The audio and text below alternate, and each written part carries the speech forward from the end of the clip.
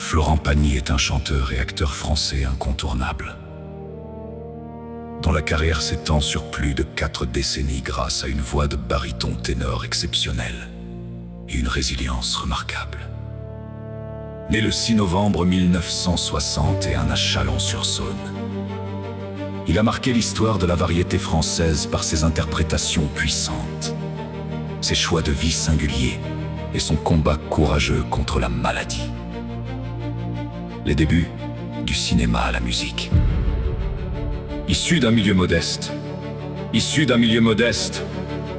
Florent Pagny quitte la Bourgogne à l'âge de 16 ans pour s'installer à Paris. Animé par une passion dévorante pour le chant, après de petits boulots et des cours de théâtre, il est repéré dans un bar par le réalisateur Dominique Besnéard. Ses premiers pas artistiques se font devant la caméra. Il enchaîne les seconds rôles dans les années 80, notamment dans La Balance ou L'As des As. En 1987, il décide de se consacrer pleinement à sa véritable vocation, la chanson. Son premier 45 tours, N'importe quoi, sort en 1988. Écrit par lui-même, ce titre contre la drogue est un immense succès qui se classe numéro 1 du top 50 pendant 8 semaines. Les sommets et la traversée du désert.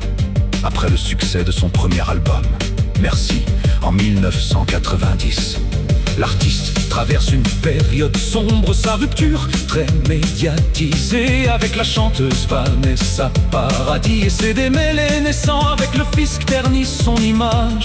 Son deuxième opus fait un flop. Le salut vient de sa rencontre avec l'auteur-compositeur Jean-Jacques Goldman. Sous le pseudonyme de Sam Bruschi, Goldman lui écrit l'album Rester vrai en 1994. En 1997, l'album Savoir aimer l'impose définitivement comme l'une des plus grandes voix de la chanson française. Le titre éponyme, composé par Pascal Obispo, lui vaut une victoire de la musique de l'interprète masculin en 1998. L'interprète est d'exception et l'exil patagonien. Florent Pagny se définit avant tout comme un interprète. Il collabore avec les plus grands auteurs et alterne les genres avec une liberté totale, passant de la variété au pop-opéra ou reprenant des classiques de Jacques Brel et de Luis Mariano.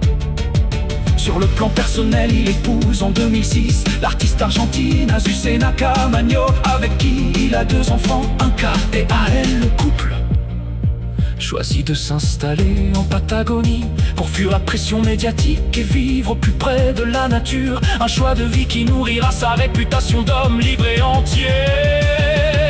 La consécration télévisuelle et le combat d'une vie. En 2012, sa popularité s'accroît encore auprès des jeunes générations lorsqu'il devient l'un des coachs emblématiques de l'émission.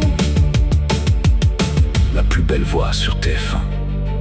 Il occupera ce fauteuil rouge durant 10 saisons, remportant le télécrochet à 5 reprises grâce à son oreille absolue et sa bienveillance. En janvier 2022, alors qu'il s'apprête à célébrer ses 60 ans sur scène, l'artiste est contraint d'annuler sa tournée.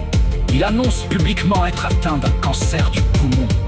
Avec une transparence et une dignité saluée par le public, il documente son combat contre la maladie. En 2023, son livre autobiographique Pagny par Florence s'écoule à des centaines de milliers d'exemplaires, tandis qu'il remonte courageusement sur scène pour quelques festivals d'été. Florent Pagny reste aujourd'hui le symbole d'une liberté farouche, un artiste authentique qui a vendu plus de 15 millions de disques.